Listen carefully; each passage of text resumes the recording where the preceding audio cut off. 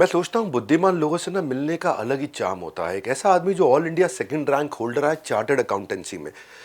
जो मैथमेटिक्स में तेज हो वही जाता है। जब लॉ करने गए तो सेकंड रैंक होल्डर रहे मुंबई लॉ यूनिवर्सिटी में। एक ऐसे इन्वेस्टमेंट बैंकर जो बाद में पॉलिटिक्स में चले गए, एक ऐसे इन्वेस्टमेंट बैंकर जिन्होंने टॉप कॉर्पोरेशंस को स्ट्रैटेजी और ग्रोथ सिखाई, एक ऐसे इन्वेस्टमेंट बैंकर जो कि एसबीआई के बोर्ड पर है, बैंक ऑफ बड़ौदा के बोर्ड पर है, जो बिजनेस को समझते हैं, जो फाइनेंस को समझते हैं। एक ऐसे इन्वेस्टमेंट बैंकर, एक ऐसे ब्रिलियंट टॉपर जो कि आज 6 बड़े पोर्टफोलियो संभाल रहे हैं। Commerce industry, consumer affair, food, public distribution, textile ministry, leader of house in Rajya Sabha और पहले तो फाइनेंस, रेलवे, कोल, पावर समझा चुके हैं। मैं सोच रहा था पॉलिटिक्स पे बात करने की जगह इनके साथ में जिनको आज आत्मनिर्भर भारत की सूरत माना जाता है, जिनको आज मोदी गवर्नमेंट का ट्रबल शूटर माना जाता है, आज उनकी पर्सनल लाइफ पे चेंज करते हैं बड़ा भारत को। थोड़ा पर्सनल लाइफ पे उनके साथ रैपिड फायर से शुरू करते हैं। रैपिड फायर से हम बात करना चाहते हैं, थोड़ा उनसे समझना चाहते हैं, बिकॉज ऐसे जायंट बिलीवर्स के जब मेंटल एक्सेस अपने को मिलता है तो गेम चेंज होता है। ऐसे व्यक्ति जब इन्होंने best safety record 0 passenger death का रेलवे मिनिस्ट्री में संभाला, ऐसे व्यक्ति जो पावर और कोल में डिस्ट्रीब्यूशन को उजाला योजना के द्वारा नेक्स्ट लेवल पे लेके गया, कोयले की शॉर्टेज को फट से दूर किया, ट्रांसपेरेंट ई ऑक्शन ला करके दिखाया, एक ऐसे व्यक्ति श्री पीयूष गोयल जी से आपको मिलवाएंगे। शुरुआत रैपिड फायर से करते हैं। बड़ा भारत का फॉर्मेट आज बदलने की इच्छा थी, इससे थोड़ा पहले आके आपसे मिला। इस वीडियो को पूरा देखिएगा क्योंकि ये केवल पॉलिटिशियन नहीं, एक बुद्धिमान व्यक्ति हैं। धन्यवाद। कोई ऐसी चीज जो आपको अगर लाइफ भर खानी पड़े और आप बोर नहीं होंगे तो वो क्या होगा? आलू। आपकी फ्री टाइम हॉबी क्या है? आजकल OTT. Oh lovely, that's very good, that's very good. अगर आपने नया वेब सीरीज शुरू किया मैं भी देखूंगा। कोई अटल जी की पोएम की एक लाइन जो आपको बहुत इंस्पायर करी हो? हार नहीं मानूंगा। कोई ऐसा कोट जिसको आप जिंदगी भर साथ लेके चलते हैं, यार ये मेरा गाइडिंग प्रिंसिपल है? You get more work if you do good work. मेरे को बड़ा पसंद है, इसलिए ताली बजानी पड़ेगी इसमें। So, are you a strict task master या lenient task master? Very strict. तो आप में मोदी जी की क्वालिटी से ज़्यादा मिलते जुलते हैं या वाजपेयी जी की क्वालिटी से ज़्यादा मिलते जुलते हैं? दोनों की अपनी अपनी पर्सनालिटी है, दोनों का अमलगमेशन हो जाए तो उससे ज़्यादा अच्छा कुछ नहीं होगा। कभी ऐसा भी हुआ strict task master Piyush Goyal ji ने ब्यूरोक्रेट की जबरदस्त डांट लगा दी? हाँ। स्ट्रॉन्गेस्ट ऑपोजिशन लीडर कौन लगता है आपको इन सब में से? राहुल गांधी, ममता बनर्जी, अरविंद केजरीवाल, नीतीश या Sharad Pawar? None of the above. क्या आपका कोई बेस्ट फ्रेंड है ऑपोजिशन में? कई सारे मित्र हैं, ऐसा कोई बेस्ट फ्रेंड के रूप में कुछ नहीं है, लेकिन अब किसी का नाम ले लूंगा तो बेचारे के पता कट जाएगा। अच्छा, कांग्रेस मुक्त भारत या करप्शन मुक्त भारत? करप्शन मुक्त भारत करेंगे तो वैसे ही कांग्रेस साफ हो जाएगी। ओल्ड टैक्स रिजीम या new tax regime? Individual case पे डिपेंड करता है, पर ग्रेजुअली देश नए पे जाएगा। कौन सी मिनिस्ट्री लेके आपको लगा यार ये क्या मिल गया? नन। कौन सी मिनिस्ट्री में लगा आपको ये अब आएगा मजा, कुछ करके दिखाऊंगा इसमें? ऑल। अच्छा, प्राइम मिनिस्टर मोदी की कोई एक क्वालिटी जो आपको लगता है किसी और प्राइम मिनिस्टर में नहीं थी? He is a great listener. 1 घंटे की मीटिंग में वो 55 मिनट सुनते हैं, पर 5 मिनट में जो वर्ड्स ऑफ विजडम देते हैं, इट्स अनबिलीवेबल। पीयूष गोयल जी अपनी परफॉर्मेंस को 1 से 10 के मापदंड पे कहाँ रेट करेंगे? वो तो जनता करेगी, आप करेंगे, प्रधानमंत्री जी करेंगे। प्राइम मिनिस्टर मोदी को आप बॉस बोलते हैं, जो हमारे MEA जयशंकर जी हैं उनको आप रॉकस्टार बोलते हैं, तो अगर एक वर्ड पीयूष गोयल जी को डिफाइन करे तो वो क्या होना चाहिए? कार्यकर्ता। पॉलिटिक्स के बारे में सबसे अच्छी चीज़ क्या है? With the stroke of your pen, one signature can impact millions of lives. Politics में एक सबसे खराब चीज़ क्या मानी जानी चाहिए? सत्ता का नशा। जेन जी आज आपको फॉलो करने लगी है, मैंने देखा आपका ट्रैफिक बदल रहा है अब थोड़ा। अगर जेन जी को आपने एक लाइन की एडवाइस देनी हो तो क्या देंगे? Believe in India. अगर आपकी टीम आपके पीछे से आपकी तारीफ करती है तो वो कौन सी एक लाइन है वो पक्का बोलती है आपकी तारीफ में? मैं एक्नॉलेज करता हूँ कंट्रीब्यूशन और एक्नॉलेज करता हूँ अच्छा काम। Your biggest achievement till now as a minister? जो भी मौके मिले उसमें मैंने अपना पूरा कोशिश की कि सिंप्लीफाई करें, ट्रांसपेरेंसी लाएं, करप्शन फ्री करें और जनता को उससे सेवा हो, उस दिशा में काम करने का प्रयास किया। एक बात बताइए, पीयूष गोयल जी को किस बात पर सबसे ज़्यादा गुस्सा आता है? अगर कोई व्यक्ति धोखा दे वो बहुत हर्ट करता है। एक थोड़ा डिफिकल्ट क्वेश्चन पूछना चाहता हूँ आपसे। मेरा क्वेश्चन ये है कि कॉमर्स भी, इंडस्ट्री भी, कंज्यूमर अफेयर भी, फूड भी, टेक्सटाइल भी, लीडर ऑफ अपर हाउस भी, इतने सारे रोल रिस्पॉन्सिबिलिटी, मी टाइम मुझे नहीं लगता आपको शायद मिलता होगा, और मिलता है तो आप क्या करते हैं? पर उससे ज़्यादा जो टफ पार्ट है वो ये है, ऐसे कहा जाता है if you have too many priorities it also means that you have no priority. आप इतनी सारी प्रायोरिटी एक साथ कैसे ड्राइव कर रहे हैं? मुझे लगता है आपको समय समय पे प्रायोरिटाइज करना पड़ेगा कि ज्वलंत विषय क्या है। हो सकता है एक समय पे हमारी प्रायोरिटी चल रही है कि यूके के साथ एफटीए फाइनलाइज करना है, लेकिन उसी बीच खबर आती है कि देश में टमाटर के दाम ज़्यादा हैं। वैसे नॉर्मल कोर्स में तो इतनी बारिश हुई है उत्तराखंड, हिमाचल, जहाँ जहाँ से टमाटर आते थे तो हम कुछ कर नहीं सकते थे, पर पहली बार हुआ है मोदी गवर्नमेंट में। 75 साल देश की आज़ादी में किसी सरकार ने ये सोचा नहीं, पर इस सरकार ने टमाटर जहाँ उपलब्ध थे वहाँ से खरीद के दिल्ली, जयपुर, लखनऊ, ऐसे जिन जिन जगहों पे दाम ज़्यादा थे वहाँ पहुँचाया, सस्ते में उपलब्ध कराया कंज्यूमर्स को। उससे ओवरऑल नेशन में दाम घटे और जल्दी अपने बेस लेवल पे वापस आ गए। तो जहाँ भी बर्निंग प्रॉब्लम है, ज्वलंत समस्या, आप वहाँ प्रायोरिटाइज करते हैं? आपको समय समय पे, और ये तो चीज़ कई बार तो मिनटों में भी चेंज हो जाती है।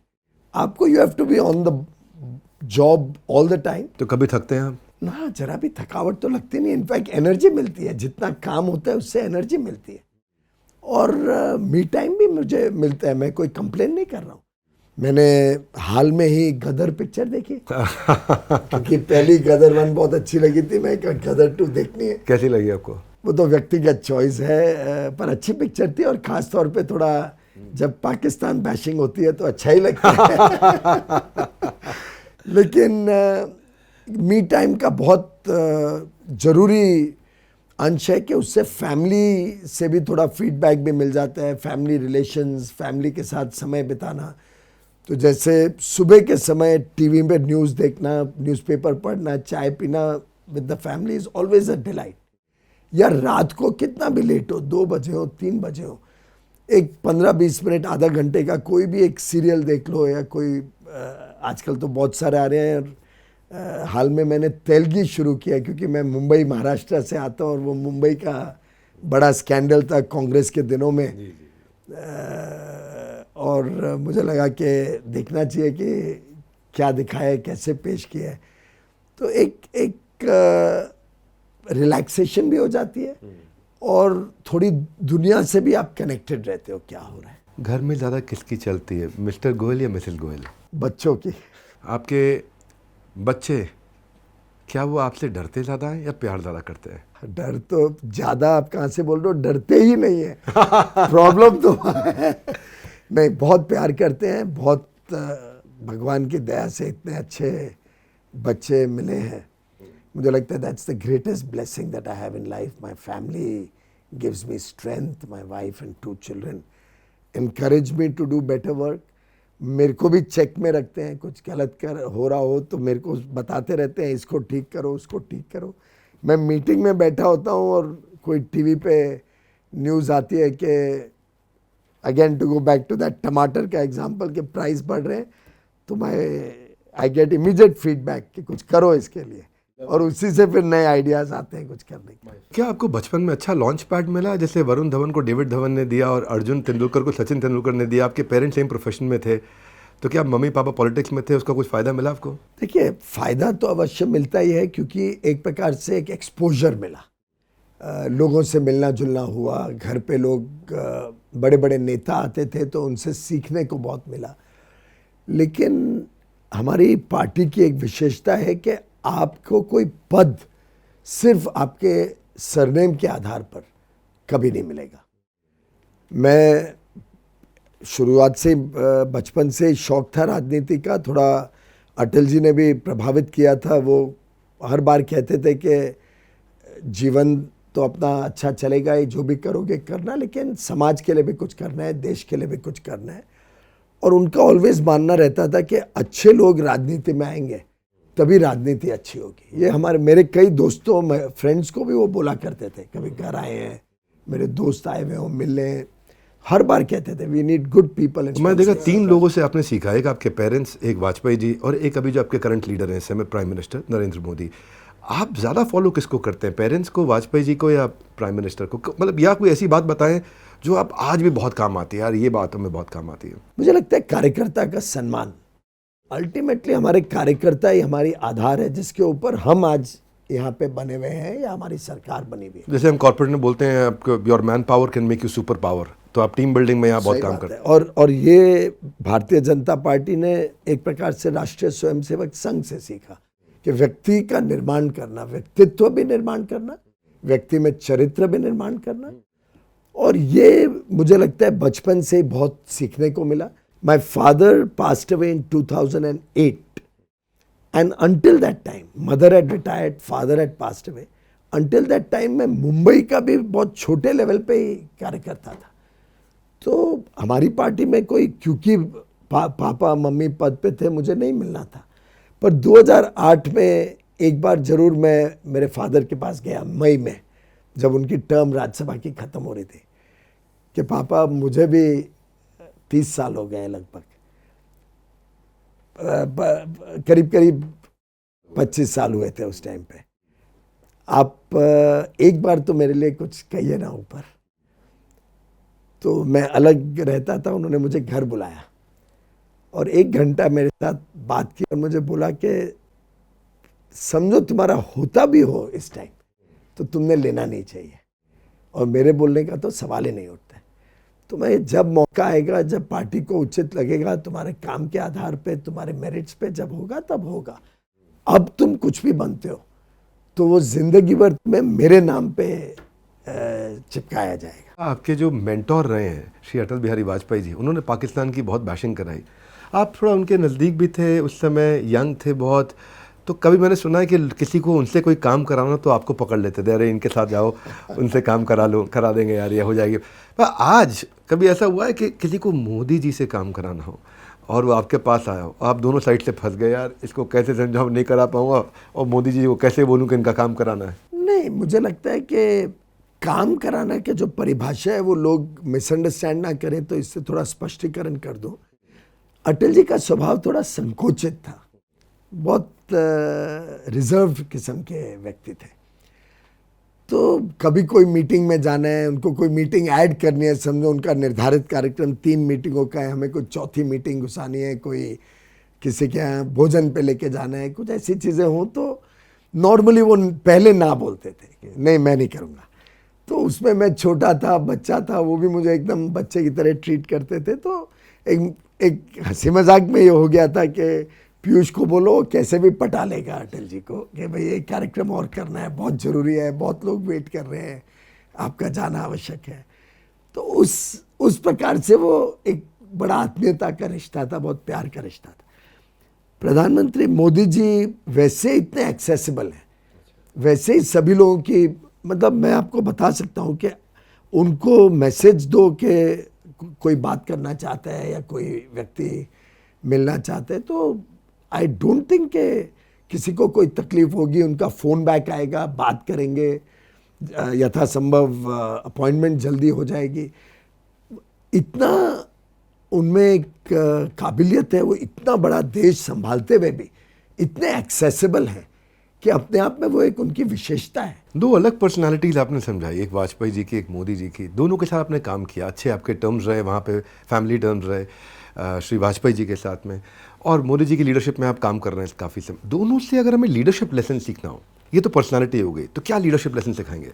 माननीय प्रधानमंत्री नरेंद्र मोदी जी का बहुत मेहनती किस्म का काम रहता है, वो बहुत गहराई में एक एक चीज़ में जाते हैं। उनकी मॉनिटरिंग की जो कैपेबिलिटीज़ हैं और जो जिस प्रकार से वो लोगों को अकाउंटेबल बनाते हैं कि काम के लिए, वो अपने आप में highest level of management standards को आप समझ सकते हैं कि वो अपनाते हैं। और जड़ से कैसे समस्या को उखाड़ना, देश को कैसे अगले 50-100 साल के लिए तैयार करना, देश को कैसे अंतर्राष्ट्रीय स्तर पर बड़ा बनाना, देश का नाम अच्छा हो, देश के वर्चस्व पूरी दुनिया में परचम फैलाए। तो प्रधानमंत्री नरेंद्र मोदी जी का स्टाइल ज़्यादा हैंड्स ऑन है, ज़्यादा डिटेलिंग का है और बहुत ज़्यादा गहराई में जाके वो विषय को इतनी जल्दी समझ लेते हैं और उसमें जो out of the box ideas देते हैं, they are just remarkable. Sometimes you wonder कि मुझे क्यों नहीं ख्याल में आया, मैंने क्यों ये इस तरीके से नहीं सोचा। तो उनकी intellect level is just completely at a different plane altogether, different level altogether. आज मीडिया ने आपको नया नाम दे दिया है, आपके काम के आधार पे, आपके मेरिट के आधार पे आपको ट्रबल शूटर बोलते हैं। पावर में, रेलवेज में, फाइनेंस में, कॉमर्स में। तो क्या कौन से ट्रबल शूट किए सर? थोड़ा एक दो उदाहरण हमको भी बताइए, हम भी सीखेंगे जो मीडिया ने आपका ऐसा नाम रख दिया। नहीं, ट्रबल शूटर मैं नहीं कहूँगा, मैं कहूँगा कि देश के सामने बहुत सारी समस्याएं थी। प्रधानमंत्री Modi ji is the person who has come in is the real troubleshooter. उनको जो जो समस्याएं आई, आप देखिए कहाँ देश की क्या हालत थी 2014 में जब वो प्रधानमंत्री बने, किस मुश्किलों से गुजर रहा था। और ऐसे ही हम सबके विभागों में भी हमें अनुभव हुआ। मुझे याद है 14 में हमारी स्वेरिंग इन के 2 दिन बाद, आप अगर याद करें 26 मई 14 में हमारी सरकार की स्वेरिंग इन हुई। 28 या 29 मई को पूरे नॉर्दर्न ग्रिड कोलैप्स हो गया था। एक बहुत तूफानी मौसम के कारण पूरे नॉर्थ इंडिया में तकलीफ थी। दिल्ली में दिन रात बिजली गायब थी। एक विनायक चैटर्जी, एक फेमस इंफ्रास्ट्रक्चर के विशेषज्ञ हैं, उन्होंने मुझे शीर्षक दिया था baptism by outage, not baptism by fire, baptism by outage, क्योंकि पूरे दिल्ली में आउटेजेस चल रहे थे पावर के।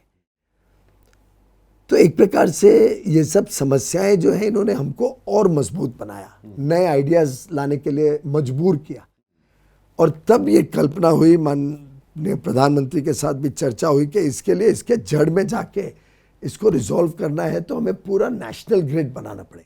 और ये प्रधानमंत्री जी का शुरुआत से थिंकिंग थी, वन नेशन वन ग्रिड। जैसे आज one nation one tax, GST लाए हैं, one nation one ration card, आदमी प्रवासी मजदूर किधर भी काम करता हो उसको बेनिफिट मिल सकता। डायरेक्ट बेनिफिट ट्रांसफर से पूरे देश को जोड़ दिया कि अब कोई भ्रष्टाचार नहीं, कोई तकलीफ नहीं, दलाल मिडिलमैन नहीं। और राजीव गांधी जी की तरह ऐसा नहीं कि 15 रुपए आपको मिलेंगे, 85 रुपए भ्रष्टाचार और दलालों में बांटा जाएगा। तो उस समय भी एक कल्पना हुई कि पूरे देश को एक इंटरकनेक्टेड ग्रिड बनाया जाए। और समस्या को तो हल किया ही, दिल्ली में हफ्ता 10 दिन में लगा उसको ठीक करने में, पर साथ ही साथ देश में इतना बड़ा जाल बिछाया गया, ट्रांसमिशन लाइंस का, कनेक्टेड लाइंस बनाई गई, दीनदयाल उपाध्याय ग्रामीण ऊर्जा की योजना बनाई गई कि कैसे हम इंफ्रास्ट्रक्चर अपग्रेड करेंगे देश में, इलेक्ट्रिसिटी क्षेत्र में, शहरों के लिए इंटीग्रेटेड पावर डेवलपमेंट स्कीम बनाई गई। इन सब योजनाओं के साथ हमने एक तरफ जनरेशन को और मजबूत बनाया, खासतौर पे नवीकरणीय ऊर्जा, सोलर एनर्जी, विंड एनर्जी। दूसरी तरफ हमने ग्रिड को स्ट्रेंथन किया और one nation one grid create किया, जिससे बिजली देश भर में सीमलेसली फ्लो कर सके। और जहां एक समय दक्षिणी राज्यों में खासतौर पे बिजली 12 रुपए की होती थी, वो घट के 3 रुपए की हो गई, जो डिस्कॉम्स को कॉस्ट था। और तीसरा, हमने हर घर तक बिजली पहुंचाने के लिए सौभाग्य योजना की कल्पना की। एक पर्सनल क्वेश्चन पूछूं आपसे। पिछले 9 सालों में एक आरटीआई रिपोर्ट आई कि मोदी जी ने एक भी छुट्टी नहीं ली। अगर पीयूष गोयल जी की आरटीआई रिपोर्ट निकाले तो क्या पता चलेगा आप कितनी छुट्टी? भाई, हम प्रधानमंत्री मोदी जी के जितना काम नहीं कर सकते, वो तो दिव्य ताकत है जो हमारे में नहीं है, उतना काम करने की क्षमता नहीं है। पर आपको छुट्टी का मौका मिलता है? देखिए, 2 चीज़ें हैं। अगर ऑफिशियल छुट्टी लेके जाने का मौका मिला हो तो एक बार 3 दिन की छुट्टी लेके मैं मेरे लड़के की ग्रेजुएशन सेरेमनी के लिए जरूर गया था, वो अधिकृत छुट्टी थी। बाकी otherwise as a minister you are really on the job 24/7। एक भी दिन ऐसा नहीं है जब मैं रात को मेरा फ़ोन ऑन रख के ना सोया हूँ, एक भी दिन नहीं है। और हम अवेलेबल हैं जब भी। मुझे याद है ज्योतिरादित्य सिंधिया जी अब तो हमारे साथ आ गए हैं, पर पहले वो कांग्रेस के वरिष्ठ नेता थे, सांसद भी थे। तो एक बार उनका रात को 3-3:30 बजे फ़ोन आया, तब मैं रेल मंत्री था, और वो किधर फंसे हुए थे, फॉग के दिन थे, विंटर के दिन, वो किधर फंसे हुए थे उनकी ट्रेन, और उनको बहुत ज़रूरी party meeting, Congress party meeting के लिए दिल्ली पहुंचना था। तो मैं 3:30 से लगभग 4:30 तक लगा रहा, लोगों को उठाना, लोगों को मैसेज देना, वो लाइन क्लियर हो जाए, जल्दी हो जाए, फॉग से बचते हुए कैसे वो ट्रेन जल्दी दिल्ली पहुंचे जिससे वो अपनी मीटिंग ना मिस करे। ना ये एक मुझे जिम्मेदारी लगी थी, उससे कई पैसेंजर्स का भला हो गया। हो सकता है मुझे भी एक वेकअप कॉल मिली, क्योंकि रात को उठा, ये सब किया, उसके बाद से फिर हमने वो फॉग डिवाइसेस बनानी शुरू की रात के लिए, जिससे फॉग में भी गाड़ियां चल पाएँ, फॉग लाइट्स बनाई। और मुझे लगता है अगर आप देखेंगे तो उसके आगे चल के आस्ते आस्ते फॉग की वजह से गाड़ियां लेट होना काफ़ी कम हो गया।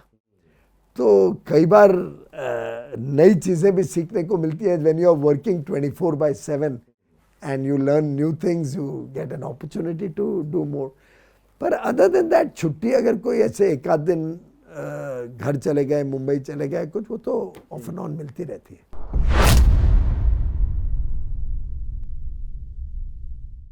स्टार्टअप इकोसिस्टम में आज हमारे देश का सक्सेस रेट 10% से कम है, लेकिन मैं अगर यूके देख रहा हूँ 30% है, ऑस्ट्रेलिया में भी 25% है, जर्मनी में भी 25% है, और यूएस में भी 20% से ज़्यादा इस समय स्टार्टअप सक्सेसफुल हो जाते हैं। क्या सुझाव देते हैं कि ये नंबर्स कैसे इंप्रूव करें? यूपीआई में 2014 में शायद 127 करोड़ की ट्रांजैक्शन हुई थी, और अब 12,735 करोड़ की ट्रांजैक्शन हुई है पिछले साल। लेकिन आज भी 55% फ्रॉड अगर हो रहे हैं तो वो यूपीआई के हैं। 250 से ज़्यादा फ्रॉड्स पर डे आज भी हो रहे हैं।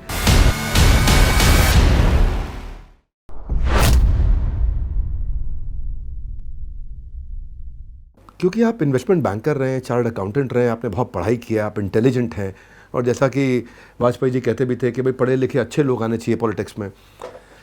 पर बीच में मैंने एक जगह देखा कि आपने बताया कि हम ये जानते हैं कि $1 से $2 ट्रिलियन बनने में 8 साल लगे, 2006 से 2014, और 2014 के बाद 7 साल लगे 2 से 3 बनने में, यानी कि 8 साल 7 साल 1-1 ट्रिलियन ऐड होने में लगे। जो बिबेक देबरॉय चेयरपर्सन रहे इकोनॉमिक एडवाइजरी काउंसिल के, आप सबको बता दूं, वो कहते हैं कि भाई 47 तक हम $20 ट्रिलियन पर पहुंचेंगे। ईवाई कहता है $26 ट्रिलियन पर पहुंचेंगे। शायद कहीं आपने $47 ट्रिलियन बोल दिया भाई, जहां 20 और 26 की बात हो रही है, आपने $47 ट्रिलियन। तो ये प्रेडिक्शन आपने कैसे करी? इसमें कौन सी इन्वेस्टमेंट बैंकिंग थी? देखिए, ऐसा है कि इस बहुत सिंपल मैथमेटिक्स है इसमें। आप अगर मैथमेटिकली देखो तो देश लगभग 6 और 7% के बीच जीडीपी हमारी ग्रो कर रही है एट कांस्टेंट प्राइसेस। इसके अलावा there is a little bit of inflation, वो ऐड हो जाता है, तो you get your nominal growth. और नॉमिनल ग्रोथ में आप जो रुपए का डिप्रिसिएशन है वो जब घटाते हो तो लगभग 10 से 12% के बीच, it will vary year to year, आपका in dollar terms Indian GDP grow होगा।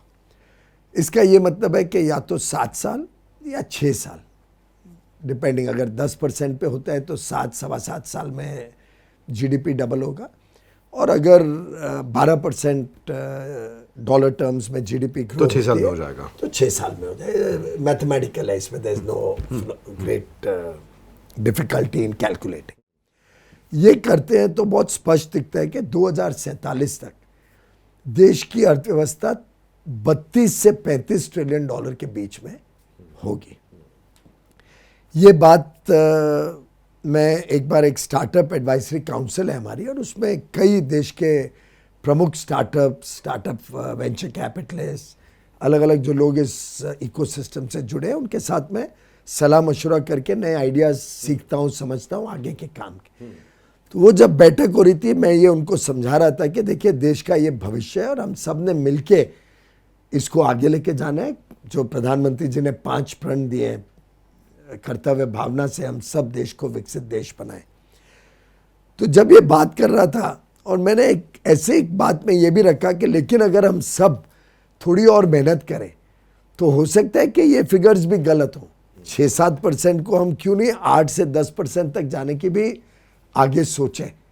द कांस्टेंट प्राइजेस पे जीडीपी ग्रोथ, और उससे हो सकता है कि हमारी जीडीपी और आगे जा सकती है. We can be more ambitious. We can think instead of 30, 35, we can think 32, 35. We can even think of a $40 trillion economy.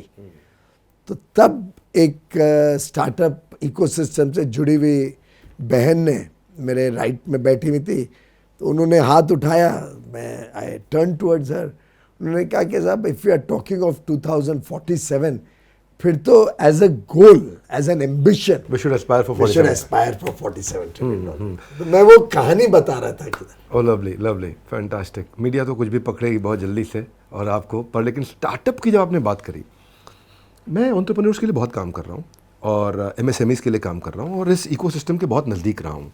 आज करोड़ों लोग हमारे प्रोग्राम्स अटेंड कर रहे हैं, इवेंट्स फॉलो कर रहे हैं. मैं मोहनदास पाई, वो भी हमारे प्रोफेसर हैं, आते हैं, सिखाते हैं साथ में. ये कहते हैं कि स्टार्टअप इकोसिस्टम में आज हमारे देश का सक्सेस रेट 10% से कम है. लेकिन मैं अगर यूके देख रहा हूँ 30% है. हालांकि एक कंट्रोल पॉपुलेशन है, वहाँ ज़्यादा अच्छे से रेगुलेट किया जा सकता है. मैं समझता हूँ भारत में समस्या पॉपुलेशन की है, बड़ा इन बहुत कुछ काम करने की ज़रूरत है. पर ऑस्ट्रेलिया में भी 25% है, जर्मनी में भी 25% है और यूएस में भी 20% से ज़्यादा इस समय स्टार्टअप सक्सेसफुल हो जाते हैं. इजराइल का नंबर और ज़्यादा है और भारत अभी 10% पे पहुँचने में स्ट्रगल कर रहा है. तो अब क्योंकि आपसे मैं कुछ ना कुछ सोल्यूशन ज़रूर एक्सपेक्ट करूंगा कि आप इसको कैसे देखते हैं, क्या सुझाव देते हैं कि ये नंबर्स कैसे इंप्रूव करें. विवेक जी, बहुत ही एलिमेंट्री है ये, इसका लॉजिक क्यों ऐसा है. भारत अभी भी $2,500 पर कैपिटा इकोनॉमी है. We are aspiring of course to be much bigger. ऐसे में स्वाभाविक रूप से कई सारे हमारी पॉपुलेशन भी इन सबसे कई गुना ज़्यादा है. तो इससे ज़्यादा हमारे जो युवा युवती आज हैं वो स्टार्टअप की दुनिया में नए नए आइडियाज़ देके जुड़ रहे हैं. और कई ऐसे स्टार्टअप्स हैं जिनको शुरुआत के दिनों में सफिशिएंट फंडिंग ना मिलने के कारण वो आगे नहीं बढ़ पाते. कई ऐसे स्टार्टअप्स हैं जहां शायद पूरी तरीके से समझ ना होने के कारण भी वो जो आइडिया है उसको पूरा मैच्योर नहीं कर पाते. उसी के लिए सरकार ने, माननीय प्रधानमंत्री ने 2016 में स्टार्टअप इंडिया मिशन शुरू किया. आपको ध्यान होगा उस समय स्टार्टअप सिर्फ देश में 450 थे 2016 में, जनवरी 16 में. और आज 7.5 साल बाद हमने 1 लाख स्टार्टअप्स क्रॉस कर लिए. तो जब इतना रैपिड पेस ऑफ ग्रोथ होता है तो स्वाभाविक रूप से कई ऐसे स्टार्टअप आइडियाज़ हैं जो इमीडिएटली फैंसी नहीं पकड़ते हैं, सक्सेसफुल नहीं होते हैं. उसके बावजूद हम सीड कैपिटल फंड हो, इनक्यूबेटर्स हो, अटल टिंकरिंग लैब्स हो, अलग अलग माध्यम से कोशिश कर रहे हैं कि ज़्यादा से ज़्यादा स्टार्टअप्स को सपोर्ट करें. अभी जैसे आपने बताया कि जब इतने बड़े देश में कुछ एग्जीक्यूशन, अगले क्वेश्चन पे आ रहा हूँ मैं, एग्जीक्यूशन कैपेबिलिटी को समझना ज़रूरी है. आज यूपीआई में आपने कई जगह चर्चा किया, अपॉर्चुनिटी चैलेंजेस हम दोनों देख रहे हैं. 2014 में शायद 127 करोड़ की ट्रांजैक्शन हुई थी और अब 12,735 करोड़ की ट्रांजैक्शन हुई है पिछले साल. 100 गुना ग्रोथ लिया है. इस डेकेड को हम कह सकते हैं टेकेड. तो लेकिन आज भी 55% फ्रॉड अगर हो रहे हैं तो वो यूपीआई के हैं. 250 से ज़्यादा फ्रॉड्स पर डे आज भी हो रहे हैं.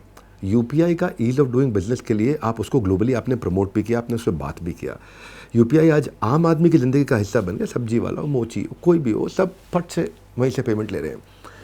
अब इसमें अगर फ्रॉड हुआ तो ये इतने बड़े स्केल पे मैनेज करना मुश्किल होगा. मैं देख रहा हूँ इस पर बहुत काम हो रहा है, बहुत काम हो रहा है. पर इतनी डेप्थ में एग्जीक्यूशन पे अगर कुछ चल रहा है जिसको हमें भी जान के अच्छा लगेगा, तो अगर आप इस पर कुछ शेयर करना चाहें कि इसको कैसे कंट्रोल किया जा रहा है, किया जा सकता है. विवेक जी, ये आंकड़ा वैसे रुपीज इन करोड़ नहीं है, ये नंबर ऑफ ट्रांजैक्शन. हाँ, नंबर ऑफ ट्रांजैक्शन है. पिछले वर्ष 9,000 करोड़ ट्रांजैक्शंस हुई थी. इस वर्ष का अनुमान है कि वो 12,000 करोड़ ट्रांजैक्शन होंगी.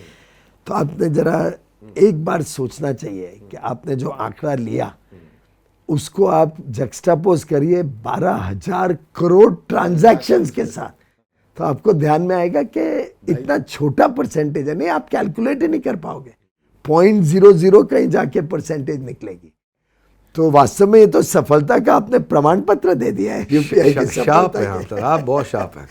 सवाल वो नहीं है, आपको डेटा मैनेज समझाना आता है जी. नहीं, परंतु 55 भी होना हमारे लिए चिंता की बात है. और उसमें एक संभवतः पता करेंगे तो किधर भी डेटा लीक नहीं हुआ है.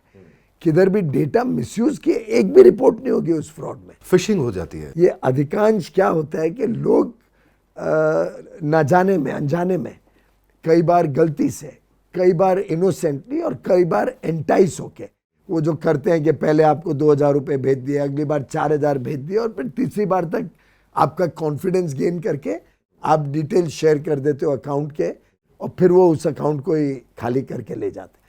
तो दुर्भाग्य से ये अधिकांश चीज़ें जो हुई हैं वो थोड़ा अवेयरनेस कम के कारण या लाभ या लोभ के कारण कि हमें गलत फहमी हो जाती है उनको कि हमें कुछ मिल रहा है, जबकि 80 में वो निकल जाते हैं।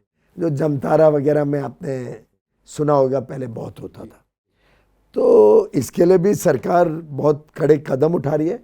जमतारा लगभग अब मुक्त हुआ है इस चीज़ से, मैंने सुना है काफ़ी सख्त वहाँ पे कार्रवाई हुई है।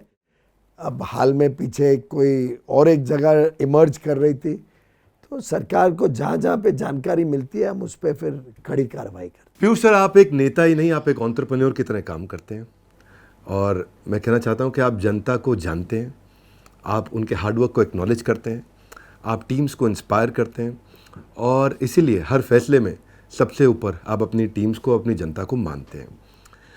इसी तरह भारत को बड़ा भारत बनाने के लिए, भारत में इतना सारा योगदान देने के लिए, इस मंच पर आने के लिए, इसकी गरिमा को बढ़ाने के लिए हृदय की गहराई से आपका प्रेमपूर्वक बहुत बहुत धन्यवाद। आपसे कहूँगा इस वीडियो को इसलिए शेयर करिए जिससे हमें ये समझ में आए कि कैसे अगर सही लोग पॉलिटिक्स में आएंगे तो हमारे देश को बेहतरी बढ़ोतरी दी जा सकती है। पॉलिटिशियन के पर्पस को अगर आप समझना चाहते हैं, भारत के फ्यूचर रोड मैप को देखना चाहते हैं, एग्रेसिव होने के साथ प्रोग्रेसिव कैसे बने सोचना चाहते हैं, आप एक इंस्पिरेशन अच्छे लीडर से लेना चाहते हैं, तो ये वीडियो मेरे नज़र में बहुत वैल्यूएबल रहा है।